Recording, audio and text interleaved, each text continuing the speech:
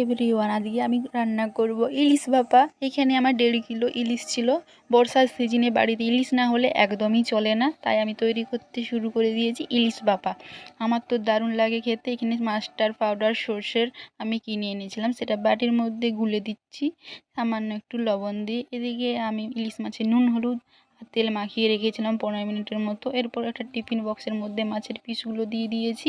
এরপর আমি এখানে সর্ষের বাটা আমি এখানে বাজার থেকে কিনেছিলাম, সেটা গুলে রেখেছিলাম, সেটা দিয়ে দিচ্ছি। এখানে আমি একটু সর্ষের তেল ছড়িয়ে দেব, একটু সামান্য লবণ আর হলুদ আর কাঁচা লঙ্কা চিড়ি দিয়ে এটা আমি ভাপিয়ে নেব। একমাত্র এই মাছ যেটা মশলা একদমই লাগে না, খুব সহজে অল্প সময়ের মধ্যে হয়ে যায়, কিন্তু বাজারে কিনতে গেলে দাম পুরো কষা হয়ে যায়। 15 মিনিট ভাপিয়ে নিয়েছিলাম। 15 মিনিট রেস্টে রাখার পর এটা আমি টিফিন খুলে নামিয়ে নিয়েছি। আজকে ভাতের সাথে ইলিশ মাছও পুরো খাবার জমে যাবে, এই জন্য আমি প্রথমেই আমি অস্থির হয়ে পড়েছিলাম। ব্যাস ইলিশ মাছ নিয়ে নিচ্ছি, খেয়ে নেব। দারুণ লাগছিলো খেতে।